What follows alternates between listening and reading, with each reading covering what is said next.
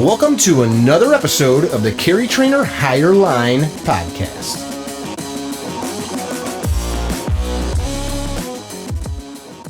Hey guys, welcome to another episode of the Higher Line podcast extravaganza, talk, chat, whatever. Got a buddy on here, Anson Roberts. That's kind of like, sounds like a cowboy action hero kind of name. It's pretty sweet. One day. One day. And on social media, you are Nub Gunner. Yes, correct. Mostly on Instagram. I do have a YouTube page, but haven't really done too much with that. And I guess just to get it out of the way, why do we call you Nub Gunner? Getting out of the way. Well, I was injured overseas, so mostly my hands. My hands are pretty injured, and they're like nubs, but I like to shoot still, shoot and train. And you shoot, and you do shoot. So well, I guess we'll start at the beginning. Where'd you grow up? How'd you grow up? Kind of grew up all over the country, actually. I was born in Florida, lived in Texas, lived in Alaska. Mostly grew up in Alaska for about 12 years. Did a lot of outdoor things there. Then actually moved to Ohio with family to my aunts. They raised me for a while there out of high school, up until high school, where I joined the Marine Corps. As soon as I graduated high school, I think it was the next day I left for Parris Island. So Wow. Yeah, because I had no direction really where I was wanting to go in life. And for folks listening, that means that you joined the Marine Corps. You were off to go to boot camp, right? Correct, yeah. So I spent, a little over 4 years in the Marine Corps. After my injury, I was waiting on the medical board to decide what was going to happen with me, if I could either stay in, get out. Ultimately, they retired me. So I've got like the full retirement, which is nice. They're taking care of me and take care of the family. Thanks, Mick.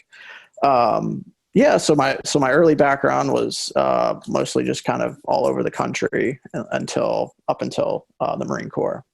Okay. What year was it that you were injured?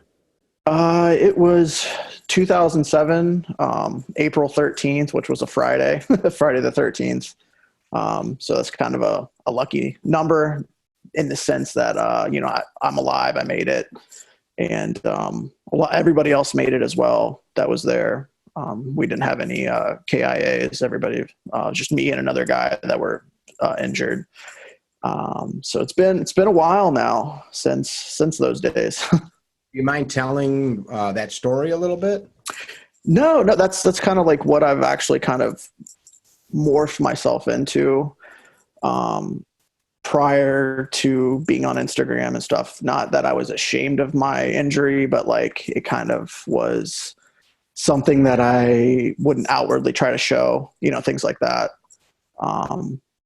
just in general. But now that I've kind of gotten more public about it, and kind of embraced who I am and embraced the injury and kind of wanting to help motivate people out there, just because something happens, it's not the end of, your life or anything that you want to do, your dreams or goals out there. Yeah, man. Yeah. So it was. How did April 13th start off in 2007? Where were you? So I was, So I'm an infantryman. I was a 0341, which is a mortarman, but I never did the job. We always did rifle work. Okay. And so I was actually attached to an EOD team, an explosive ordnance disposal team, as they had 12 of us Marines as the EOD security. If you've ever seen the movie, what's the movie? Hurt Locker. Hurt Locker, exactly. Yeah. So kind of did that, except for the crazy cowboyness where, they leave the base, the guy leaves the base. So we were actually tasked with a mission to help push and clear an area that was kind of north of the Euphrates between Habbaniyah and Ramadi.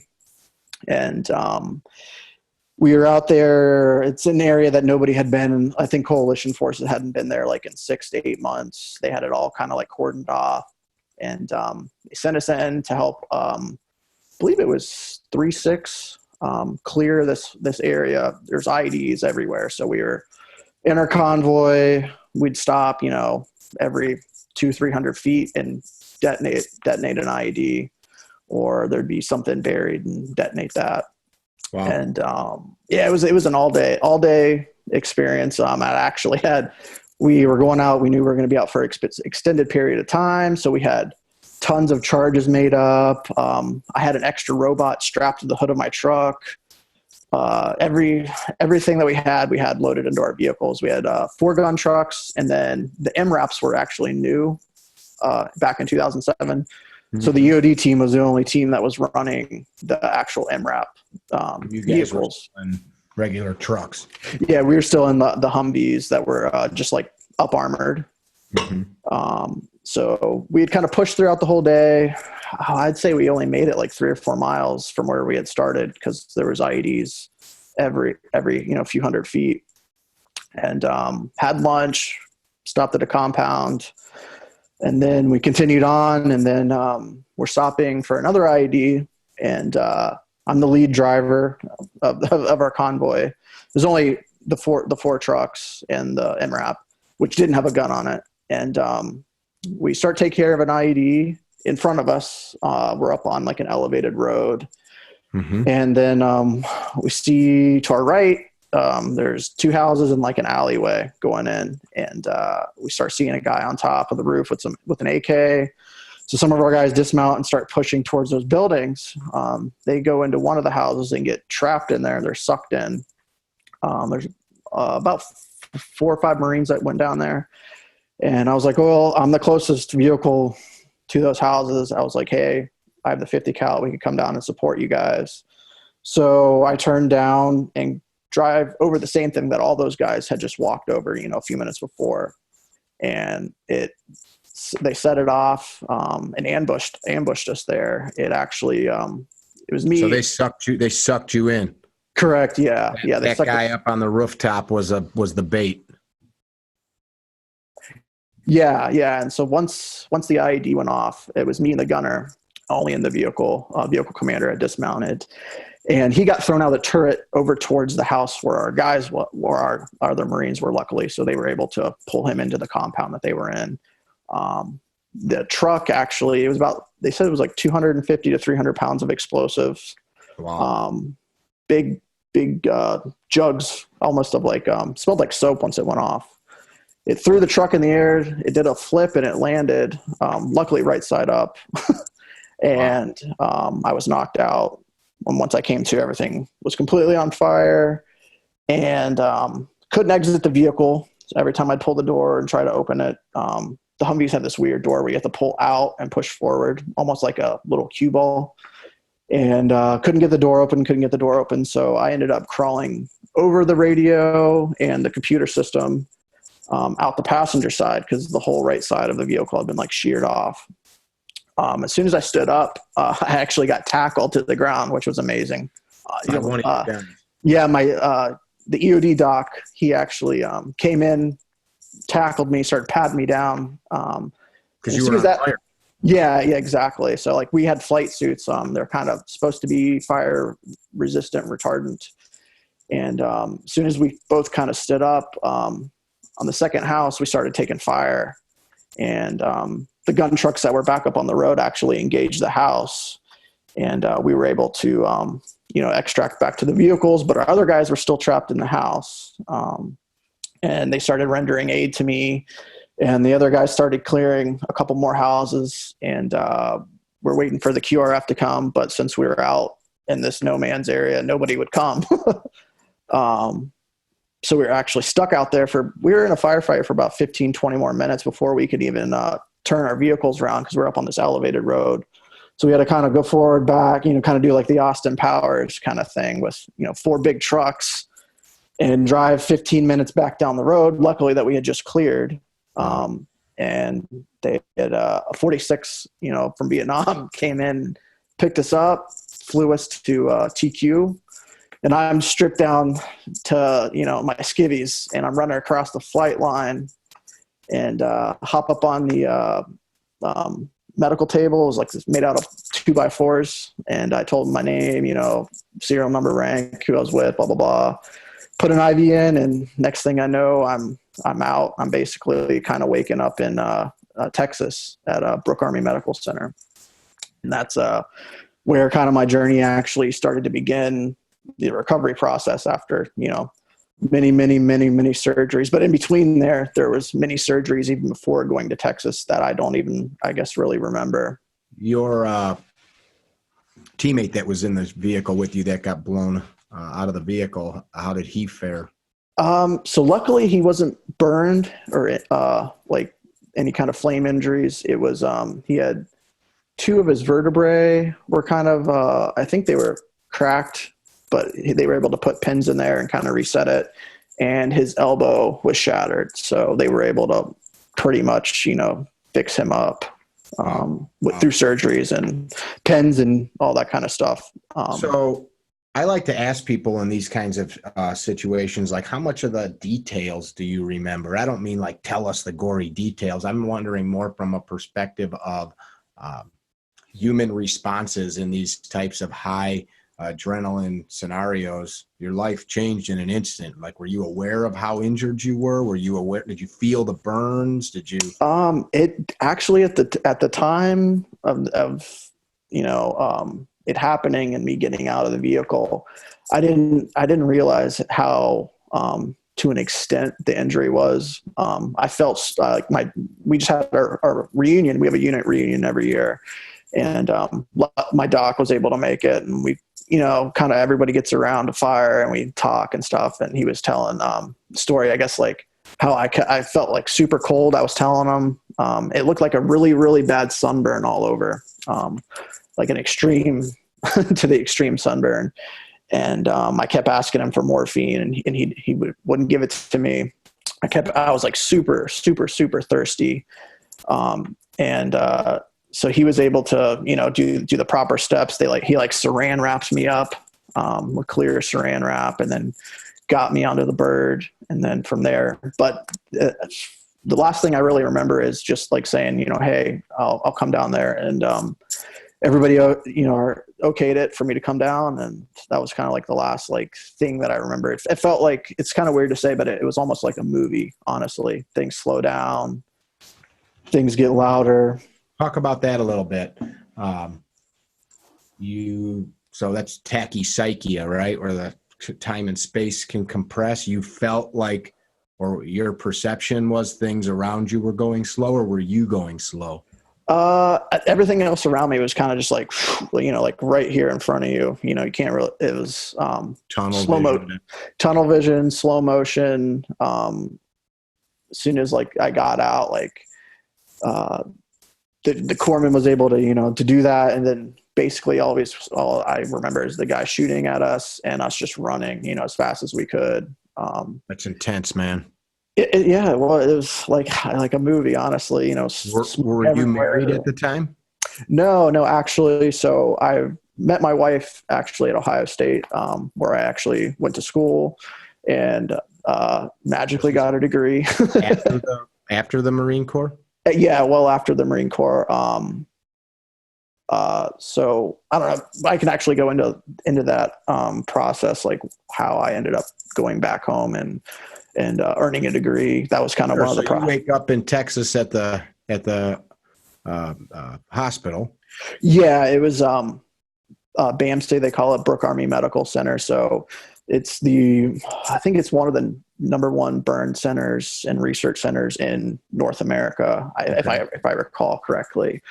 So I was inpatient probably, I'd say about 3 months of being inpatient and receiving lots of extra skin grafts and things. And my hands were actually pretty much black, almost like charcoal, and I had rods through all of my hands, or all through all the knuckles. And that was one of the big things, was then they had to go back through and amputate all of them, and then more skin grafts, and then they did a couple. They tried to save the tissue and they couldn't, so then they had to take them. Correct. Yeah, exactly. And then some of the other things were like deep tissue grafts. You had some like continued low points where you're in recovery, and then you get bad news that. Oh yeah, yeah. Because 2 months ago I was 180 pound, not jacked, but super fit, 21-year-old male out there kicking doors, and thought I was top tier operator, fit guy, and I was just a grunt, and all of a sudden the next thing your life changes in a complete instant. Yeah, man. Like waking up, I was like 140 pounds, 150 pounds. I didn't want to eat anything. Luckily the hospital, like every Army base, has a Burger King. So I was just slamming like pancakes in the morning, and then hamburgers, and they were having some double bacon cheeseburger. So like the hospital food was terrible, obviously. So like the weight from going from where I was to such a high point, to waking up and thinking that, life completely different. Yeah, exactly. And let's talk about that. I mean, I don't want to side note your injury, but the thing I think that I want people to get away or take away from talking with you is how you dealt with that. I mean, not all of us are going to go to war and be faced with what you did, but people, my thought process is like, we lose people, we get a disease or have a car crash or loss of love, something. How did you deal with that? Like it was a real big process, obviously, for it would be for anybody, any of those kind of scenarios. I kind of went through, I guess, I don't know how many stages it would be, but like kind of like the 4 stages of taking pictures of you to keep talking. Oh, okay. Like the grieving process would be, poor me, thinking about how bad this is, and what am I going to do? What's life going to be like after? So it was kind of like one of the stages that I went through. And then the second part was like, the like feeling guilty that it had happened, and not being there for my fellow Marines, guys I'd served with and trained with and fought, bled with. Some guilt there. And then kind of people, yeah, exactly, that I wasn't able to kind of like stay and finish and finish what I started with those guys. And then kind of the process, well, let's see after that, let's, I wanted to stay in. So I was busted my butt and like the physical therapy and stuff like that. Like that's kind of like where it turned into, all right, let's turn this into a positive. You're not, I've never quit anything in my life. Kind of person like that high drive motor. So once I got to kind of that stage, I was kind of being a jerk, a jerk Marine. I wanted out of there. I didn't want to do therapy anymore. So I'd constantly would like talk to the colonel and the sergeant major there and just like say, hey, I want out of here. I want to go back to my unit. Cause all the other guys were at Walter Reed, like over in DC, and I got sent to the burn center, in Texas, and didn't know anybody. None of the guys that I'd served with were there, and stuff like that. I mean, there was fellow Marines, but very small amount, there. It's mostly Army. Yeah. And so I was able to finally complain enough and moan, and got sent actually to the Wounded Warrior Battalion back at Camp Lejeune, which was awesome, because the EOD gunnery sergeant was actually the platoon commander there. So what does that platoon do? Basically, you're supposed to go to your appointments and heal up, get better, and kind of wait on the medical evaluation board to kind of see what's going to happen to you. Are you going to stay in? Are you going to get medically retired or separated, et cetera? You're surrounded by a bunch of dudes that have fight in them, though. Yeah, mostly. There's some people there that are sick. They started transitioning people in that just weren't actually battle, wounded in combat. There was like people there that had, there was one guy that had like colitis, and he had to have like some of his intestines removed and stuff. And then kind of they were transitioning people out of the Marine Corps there. So there was some people that weren't necessarily wanting to be in the Marines or at that battalion. And me being me, didn't want to be there either. I wanted to be back at 6th Marines. That's who I served with, was 6th Regiment. And so I was able actually to get TAD orders like every 90 days. I had to come back and get orders again. But I was able to go back to my unit and hang out with my guys, be around them. Yeah. And they were actually starting the workup process again to go back to Iraq, back to Fallujah. And so I was like, oh, I'm all about it. I'm gonna stay in. They're gonna let me do. I don't know what they were gonna like specifically. I was thinking like, there's no way they were gonna let me stay infantry. So I started doing the workup with them a little bit here and there. They were able to actually let me go to the rifle range. And then also I did like a couple courses with them that were like some satellite radio courses. And the time came and they shipped out. And obviously I wasn't anywhere near where I needed to be to even be considered to go. The med board still. Oh yeah. It sucked again. So I was kind of mad at the Marine Corps, a little bit mad at myself. So I started applying to schools, and so I applied to Ohio State, and I was still in the Marine Corps, and I got accepted to main campus of the Ohio State University. And so I went back to the Wounded Warrior Battalion, and they actually let me go back to Ohio State while I was still in the Marine Corps.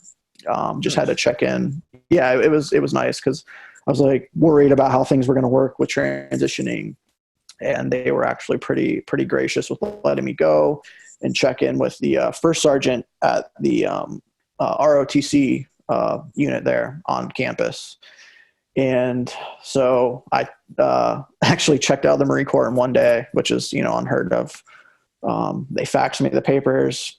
I signed some stuff, drove back down to Camp Lejeune, checked out, and that was it. And began the college grind. What'd you study? So I got my bachelor's in history with like a focus on American military history. I love and, it. a minor in geography, just something easy to tack on.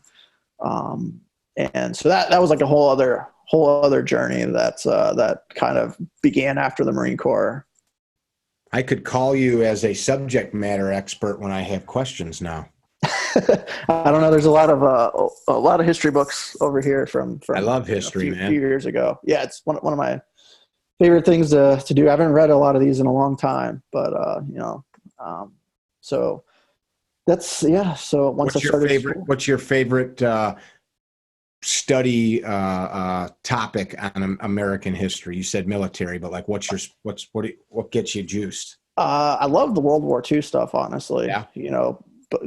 Europe and like the Pacific War. And there was one of the professors at Ohio State. He was still in at the time. He was a reserve colonel. And he was actually like one of Petraeus's, something with Petraeus, like where he was getting interviewed at Congress. You can actually on the cover of his book, he's like right behind him. And he would always take, I guess, classes over to Europe to do like a go around to some of the battle sites and things like that, which was I always wanted to do, but never got to do that. Mm-hmm. I dig it. Yeah, I think it's important. Let me rephrase that. I appreciated history as a younger guy, but I don't think I appreciated it as much as I do now. Like I love studying like pre-Revolutionary War and post-Revolutionary War, colonial America, because we talk so much about like the Second Amendment, but if you don't have like at least a rudimentary understanding of what their thought processes were, exactly, you really don't understand what you could. Because if you read stuff through today's understanding of the language, things mean completely different they mean completely different things. Yeah, exactly. Kind of like everyone is constantly arguing, it's kind of cliche, the Second Amendment, the verbiage and the phrasing of it, what did it actually mean to them back then versus, today, Yeah. and there's some crazy books up here. I think there's some from like John Adams and things. I can't really remember them all up here. So yeah, but that's kind of my thing. I like history. Now that I got two boys, I'm kind of not able to kind of indulge in that as much now, but it was kind of my thing in college. Any aspirations to teach? That's what I was going to do. In Ohio, you have to go on and get your master's to get your the certification to actually teach. So I wanted to do like middle school, high school history classes, and but kind of just I actually met my wife, and she's a nurse, so I became the stay-at-home dad. I still am, but that was kind of how I transitioned out of college life into fatherhood. It's been 12 years. Of course, you've got physical changes. Do you still suffer from physical pain at all? Yeah. My hands hurt all the time, especially with doing some of the stuff that, I like to do, shooting and, I don't know, yard work and things like that. Definitely. I think there will be a point in my life where I won't be able to enjoy and do the things that I'm doing now, just because arthritis and to the point where my hands will just be so extremely beat up that one day it'll just hurt way too much. Okay, I understand. Any other damage to you? Mostly just burns. In the accident, there was no broken bones, no internal bleeding, no nothing else like that. It was just mostly from the flames.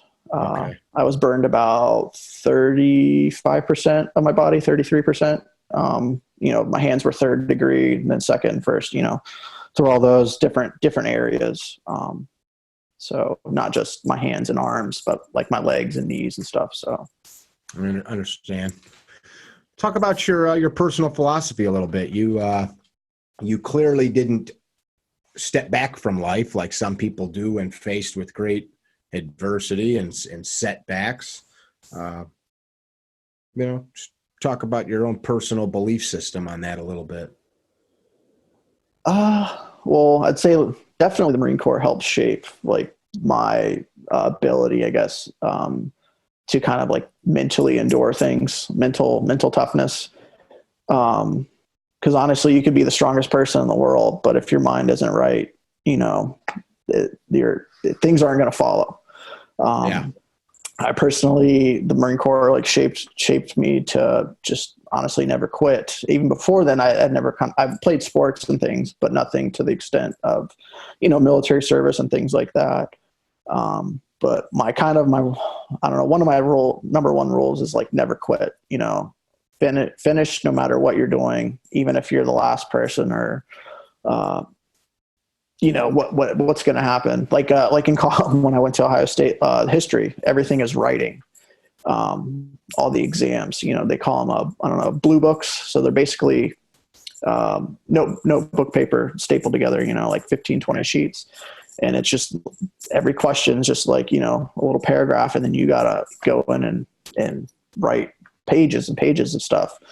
And so that at first was a struggle for me. Just never quitting. And I was actually able to finally, I was stubborn for the longest time. And I actually went in and to like the disability office and got certified at school to be able to go in and like get extra time for writing essays and things like that for exams, which definitely I should have did in the beginning, but being hard headed and didn't pan out that way in the beginning. So definitely never quitting. Is mostly the major thing that I've kind of based my life on now. I think that's a good, very simple mantra. Sometimes we like overcomplicate shit. Just not quitting something that you start, becomes a habitual thing for people. Like it got hard, or it's not as fun as I thought it was going to be. Okay, I'm done. And then it just becomes your way of living, you know, your Yeah, it's kind of like a domino effect in your life. Because it's easy to quit things, especially nowadays. There's something new every 5 minutes in this world. So definitely not quitting has kind of affected my whole life. Like that's one of the reasons why I joined the Marine Corps. Like I never thought I'd go to college, never thought I'd have a degree, let alone go to a school like that. And transitioning from the Marine Corps into school and just applying that never quit, positive. Another thing, like positive mental attitude is another thing that I've kind of embraced. EMA, baby. Yeah. It changes who you are and your outlook on things. Like if you can't change it, just go with it. I think that's one of those things that's sometimes too oversimplified, like just be positive. And when you're just physically injured or somebody leaves you that you love more than anything, or you find out you got cancer, saying just be positive to somebody like that, or somebody in that deep place is almost like, like, yeah, like, it can be.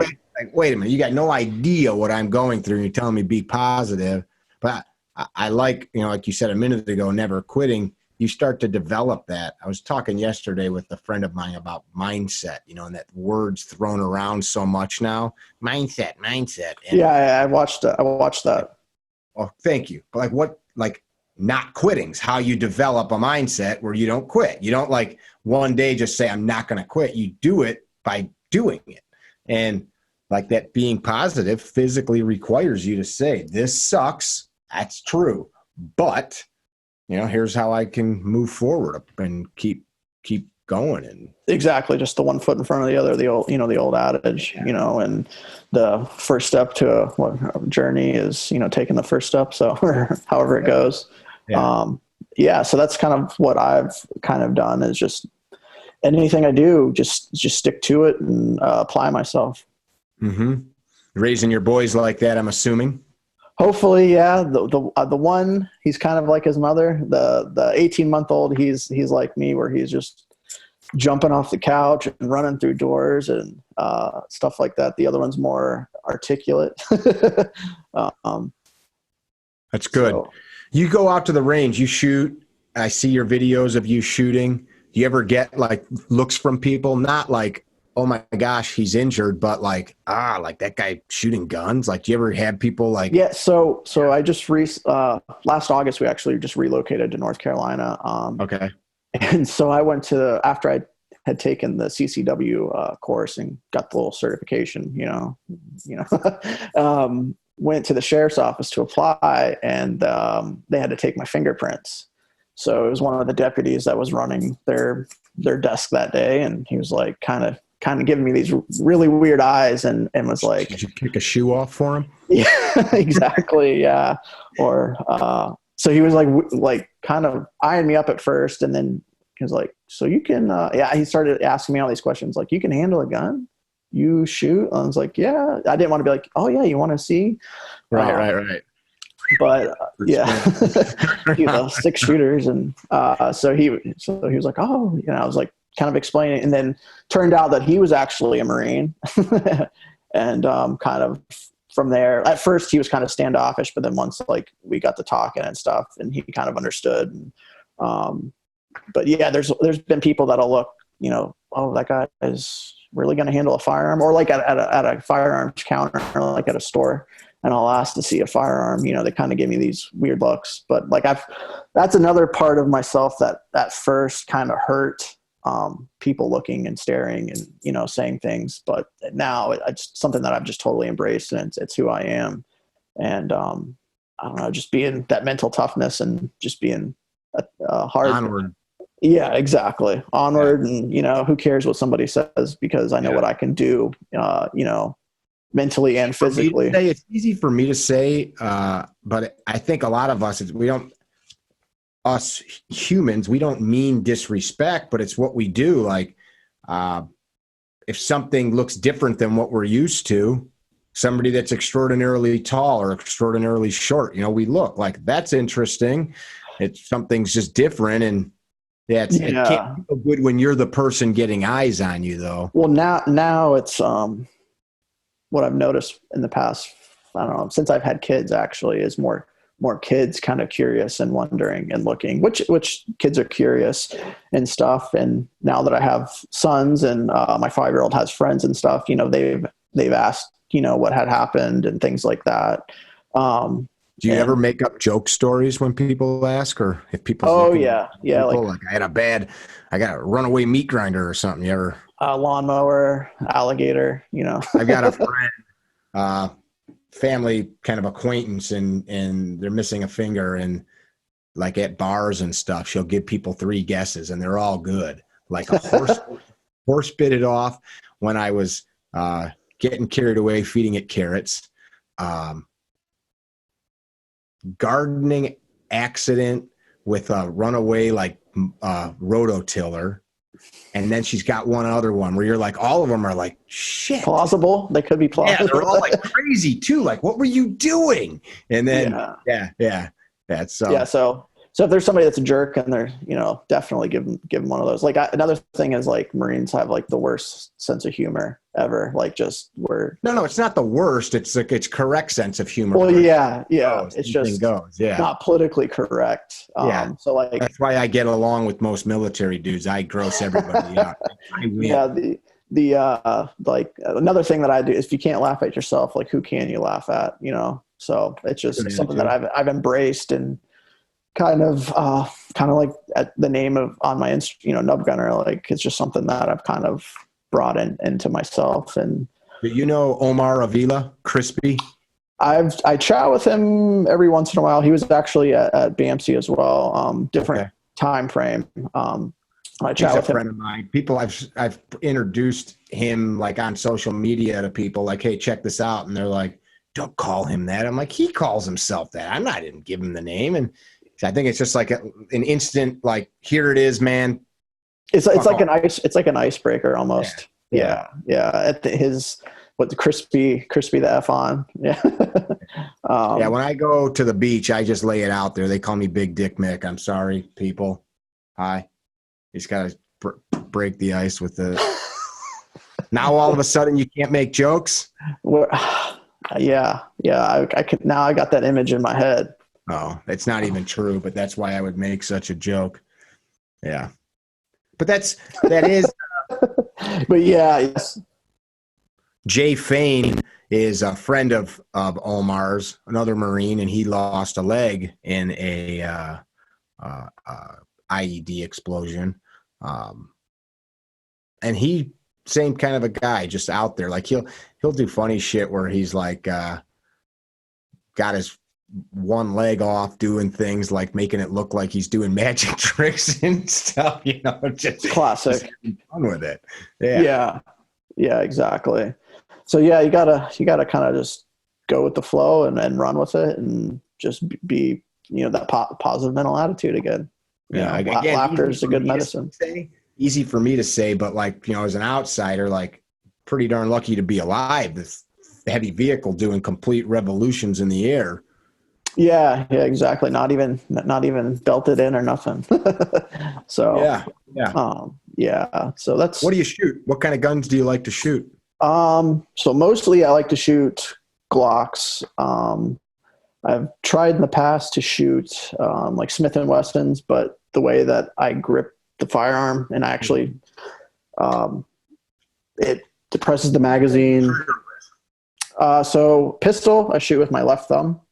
Okay. And rifle I shoot with my right pinky. So okay. It's definitely it took me a long time to even get to the point of firing a live firearm again.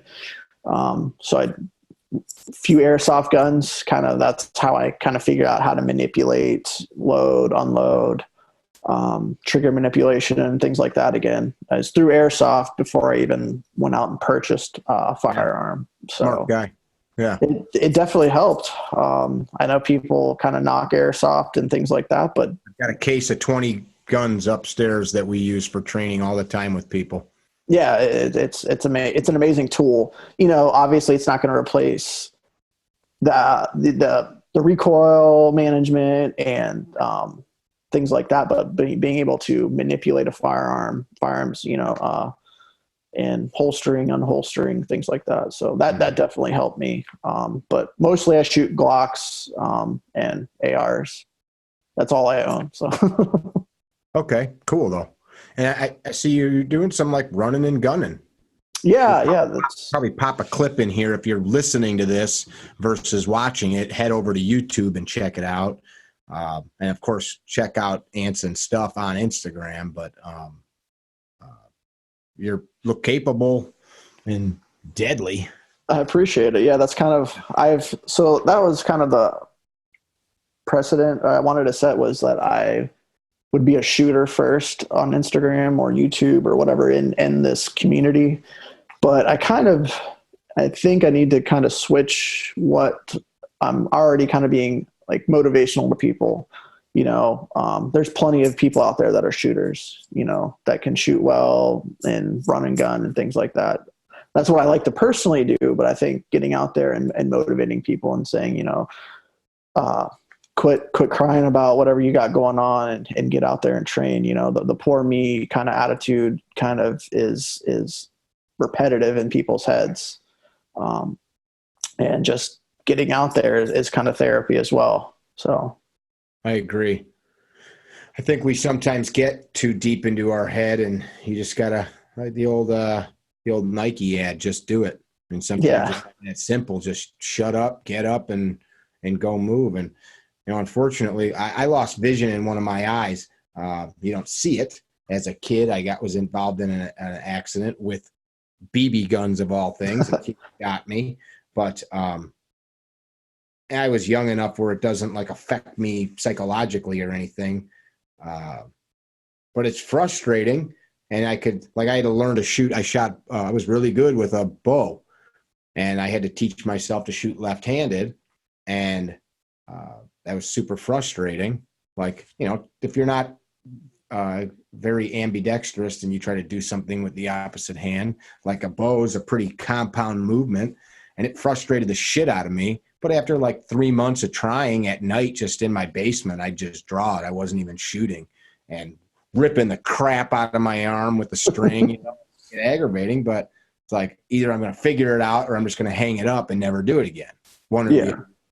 Yeah, that's kind of like the thing I did with the firearms. You know, it's just like it was a passion. I loved training and things like that. So like I found a way, you know, to do, even if it was just sitting on a bench and plinking, you know. Mm-hmm. But now that I'm able, you know, to kind of take courses and things, because I'll show up to a course and people that are in the class before kind of Instagram and stuff that didn't know about me and my injury kind of like went back to what we were talking about before. We're like, oh, this guy's really going to take this class. Would have been awesome if you pulled up, put your gun cases down, and had like a pretend beer bottle and like took a chug and threw it. Open cases. That'd have been awesome. I'm here to party. Anson, let's shoot some shit. Yeah, like I still had GI Bill left, and I went to California and took I think it was a 40-day high threat protection course. Awesome. Me and my doc, the guy that actually saved me. And we went out there for 40 days and did medical, tons of range days, and protection detail, picking up clients, simulated clients at the border and taking them around and doing all that kind of stuff. Cool. And it sounds super in depth. It was awesome. You know, I had some GI Bill left, and I said, why not? And showing up to that class, you know, people were kind of like, really, this guy's going to do this. So, and kind of the instructors and stuff there was a couple tier 1 guys. Another guy is Will Willis. He is on Forged in Fire on the History Channel. He's one of the medical instructors, and they were all surprised of like how high of a level that I could shoot at compared to like all the other students and stuff like that. So very cool. So I love taking classes and just going. You're always welcome at any one of ours. If you see one anywhere near you that you want to drive to, just let me know. Roger that. Definitely. I know you guys what, you gone down to like South Carolina for your We big do a event? North Carolina gig every year. Yeah, we were out in Burlington, probably going on 10 months ago. Okay. Yeah. Yeah, when I get out there. Definitely, I'd love to link up and take a class, either some kind of handgun or carbine or a mixture.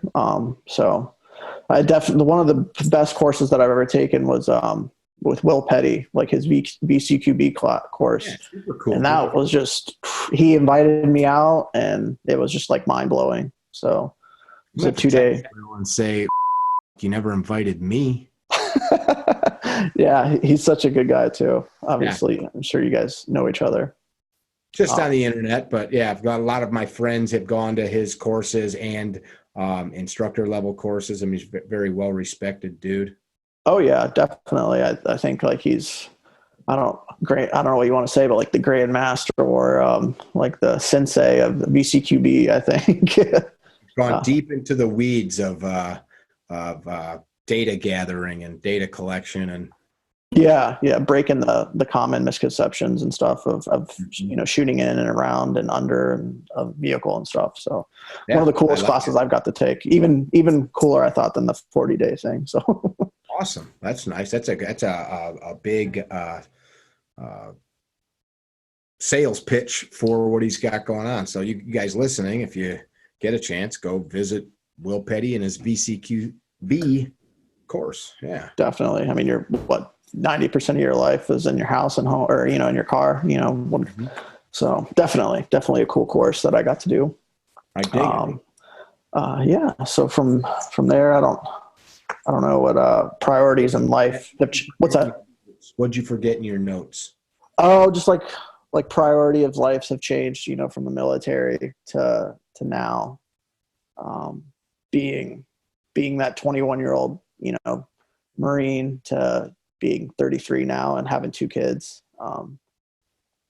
Like the philosophies of life have definitely changed. Yeah. Constantly evolving. Yeah, exactly. I don't think the same way I did 6 months ago. Exactly. Yeah. Mm-hmm. Always learning and trying to gather information and correcting and fixing things in your life. And definitely is another way of, maneuvering through life, ever evolving. Yeah. I think that's just talking about positive mental attitude, moving on, just accepting that nothing stays the same, and to be adaptable and understand that people come and go in our lives, our health changes, not just catastrophically, but I'm not in my 40s now able to do the same things I could when I was 16 physically. But I can do cool shit now I couldn't do when I was 16 as well. So you live now, but understand that tomorrow and the next day and the next day after that are going to have different challenges. And that's I think a very good approach to life.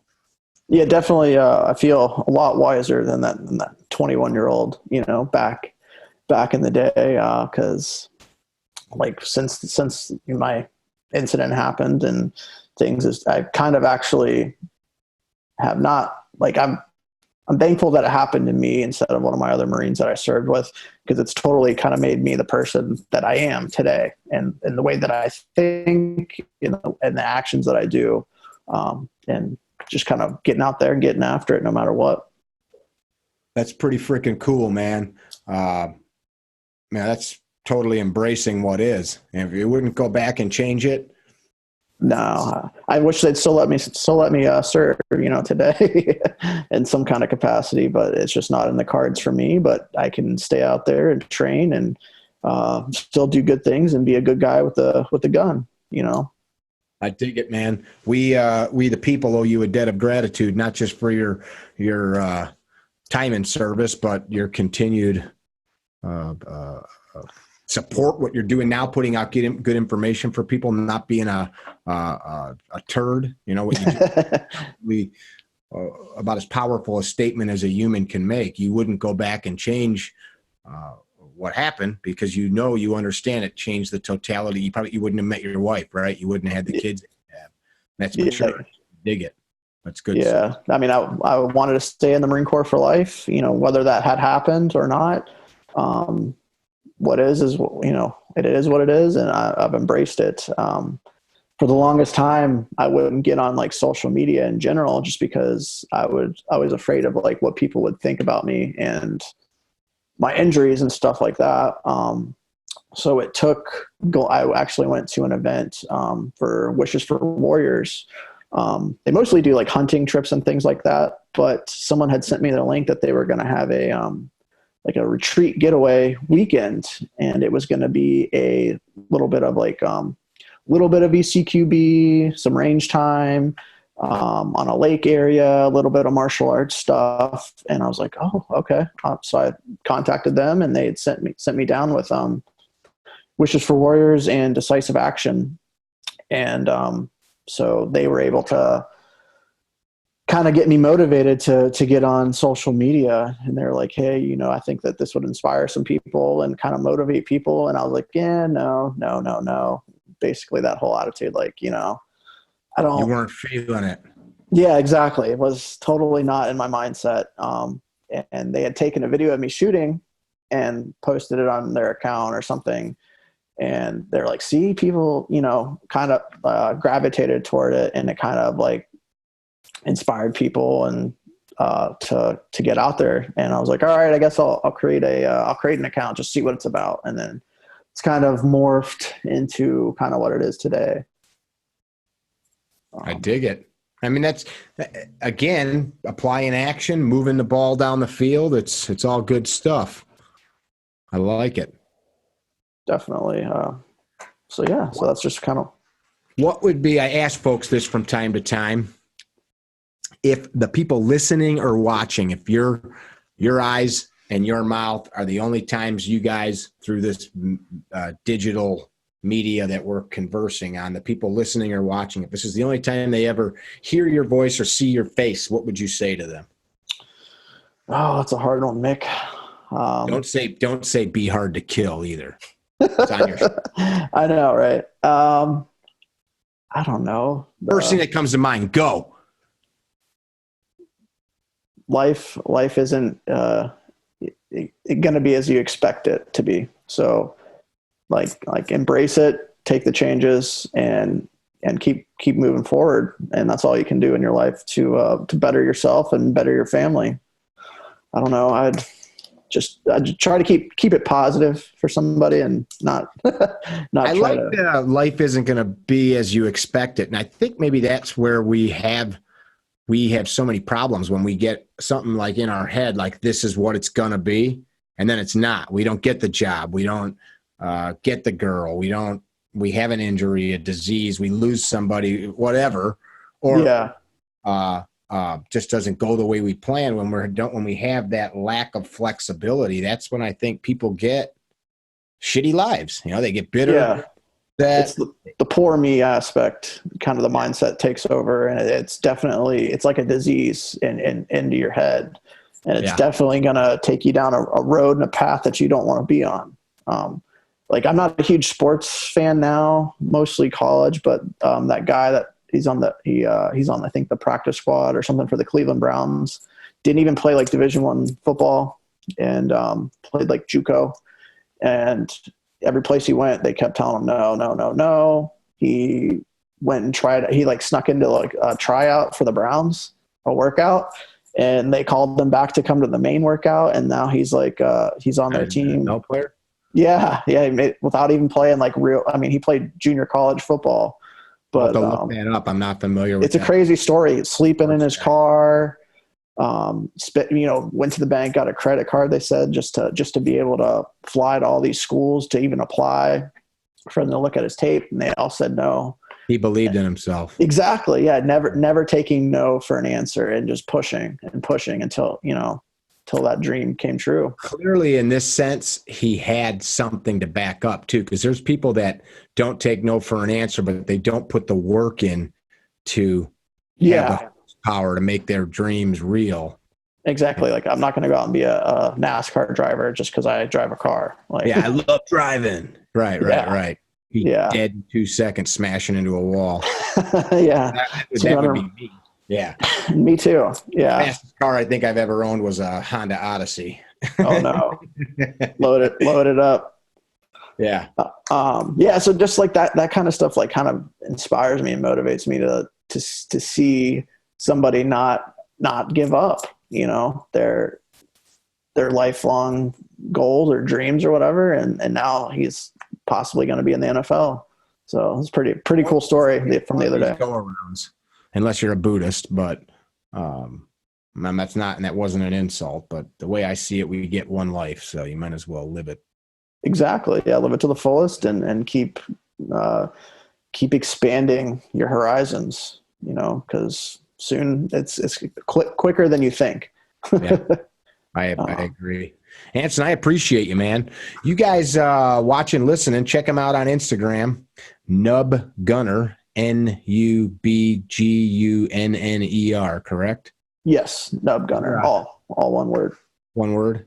And on YouTube, same thing, Nub Gunner? Correct, yeah. Very cool.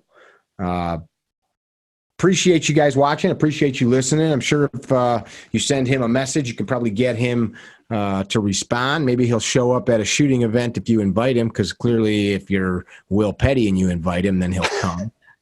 And that was a good joke, man. Good joke. Maybe he'll even, if you are in a similar circumstance, have some advices for you, words of encouragement and the like on being hard to kill so you can keep on living your best life possible. Final word, brother? Just I appreciate you having me on the show, and hopefully look forward to actually getting to meet you and get some training done. And That'd be awesome. I've definitely been kind of following you now, and I feel like you've got some good advice out there, not just for the shooting world, but for your everyday life aspect that to look forward. It's my complete honor to share some time with you. Thank you for doing it. Thank you for your service. Thank you for your continued service, now taking what you've learned and pushing it out to the public, man. You guys watching, listening, be well. Tell somebody you love them. Look yourself in the mirror today and tell yourself you love yourself. Don't be a dickhead. Visit our website, carrytrainer.com, for information about classes held throughout the U.S., Carry Trainer apparel, and upcoming projects. You can also email us at training@carrytrainer.com for information about setting up your own private course or speaking engagement. Training@carrytrainer.com or carrytrainer.com.